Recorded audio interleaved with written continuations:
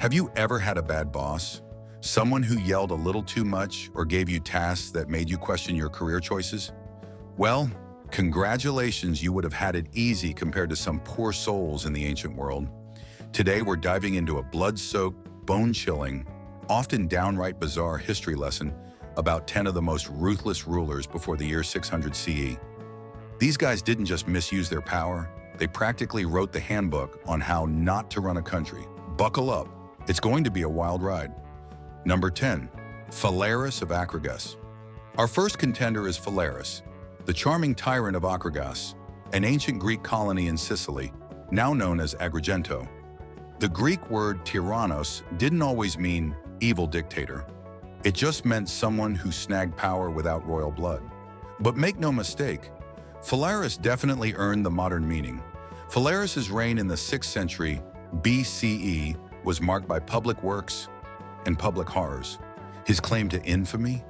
The bronze bull, a life-sized, hollow metallic sculpture used for a particularly awful method of execution.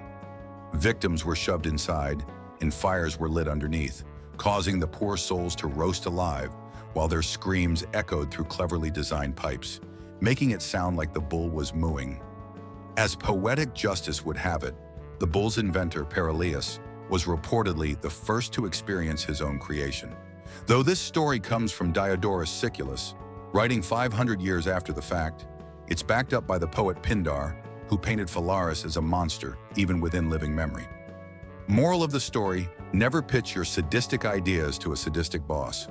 Number 9, King Zhou of Shang.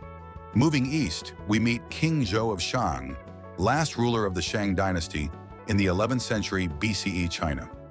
Historical records suggest he was less a king and more a cautionary tale wrapped in silk and bad decisions. King Zhou supposedly built a wine-filled lake with an island covered in trees that grew roasted meat. Party guests could paddle around, plucking meat skewers and drinking booze straight from the pool. It's the ancient Chinese version of an all-you-can-eat Vegas buffet, only with way worse management. Things got darker fast. Torture was commonplace, notably the invention of the burning pillar, a giant metal cylinder heated until it glowed red. Victims were forced to hug it, and if critics dared speak out against him, off with their hearts, literally.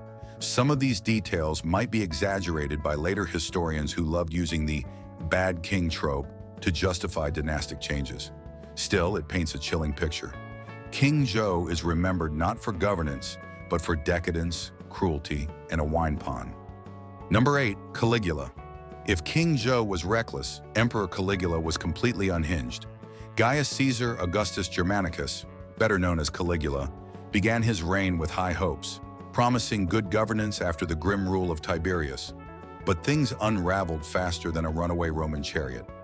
Among his greatest alleged hits were declaring himself a living god and demanding worship, planning a campaign against Britain only to stop and collect seashells as spoils of the ocean, and when bored during public games, tossing spectators into the arena to be mauled by wild beasts. Darker rumors swirled too, including incest with his sisters, brutal executions carried out for his amusement, and a growing paranoia that eventually led to his assassination. A moment that had most of Rome breathing a collective sigh of relief.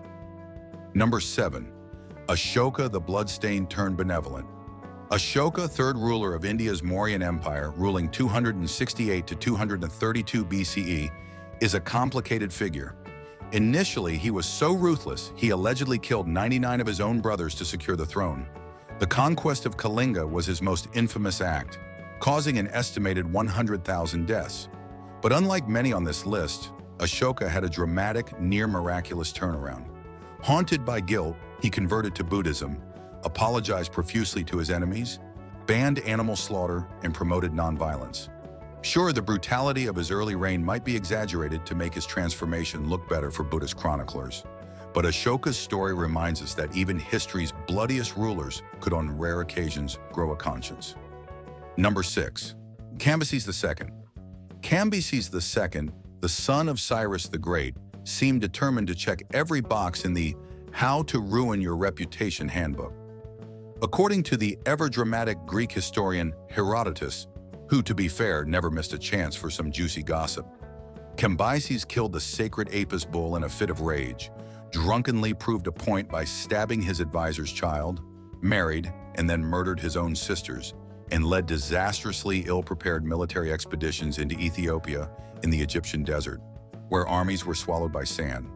While some details may be exaggerated, the Greeks weren't exactly sending fan mail to Persia. Cambyses' chaotic reign fittingly ended with him accidentally stabbing himself in the thigh, while trying to mount a horse, a tragicomic finale to a truly wild imperial career. Number 5. Qin Shi Huang. Qin Shi Huang, China's first emperor, 221 to 210 BCE, was both a brilliant state builder and a world-class control freak. He standardized writing, currency, and measurements, built the early version of the Great Wall, ordered massive book burnings to erase dangerous ideas, and even sent expeditions across the empire hunting for the secret to immortality. Though, spoiler alert, chugging mercury didn't exactly do wonders for his lifespan or sanity. Toward the end, he grew so paranoid that even mentioning death around him was risky business. Ironically, his frantic efforts to live forever only sped up his demise, and when he finally died, his enormous tomb, guarded by the legendary terracotta army, was sealed with concubines and workers buried alive to ensure no one spilled its secrets. Job security, ancient China style. Number 4. Ashurnasirpal II. While some rulers were accused of cruelty by their enemies, Ashurnasirpal II of Assyria, 883 to 859 BCE, needed no enemies to tarnish his image. He proudly advertised his brutality himself. His own inscriptions boast of flaying rebels alive and using their skins to wallpaper city walls, building pyramids out of severed heads, and burning young men and women alive just to make a statement. Honestly, no ancient PR firm could have salvaged his reputation, but grim as it sounds, his ruthless tactics did keep rebellions in check and helped fund the construction of a glittering palace decorated with disturbingly detailed art of the very horrors he unleashed. Number 3. Ptolemy VIII Fatso Physcon. The Ptolemies were like the Kardashians of ancient Egypt.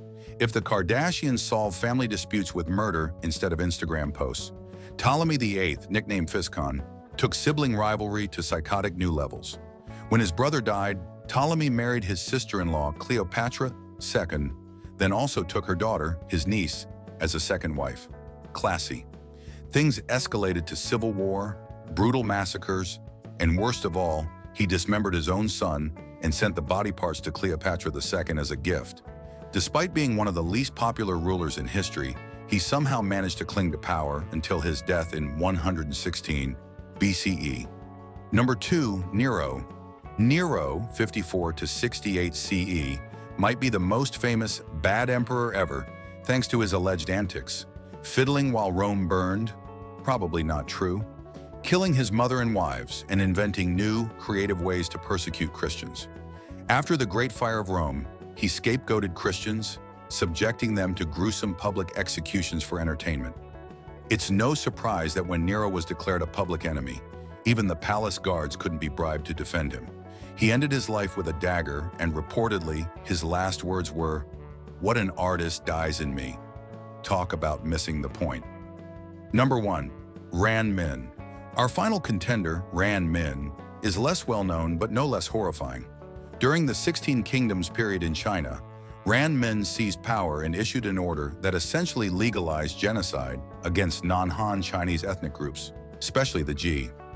Over 200,000 people were slaughtered under his orders, many simply because of their physical features, like deep-set eyes or thick beards. Ran Min's short-lived reign, 350 to 352 CE, ended predictably. Captured, beaten, and executed. No tyrant story would be complete without a healthy dose of poetic justice. And that's a wrap on history's wildest, bloodiest rulers. If you enjoyed this wild roller coaster through ancient chaos, cruelty, and questionable decision-making, don't forget to smash that like and subscribe. Thanks for watching, and remember, those who don't learn history might just end up collecting seashells on a failed invasion, like Caligula. Catch you in the next one.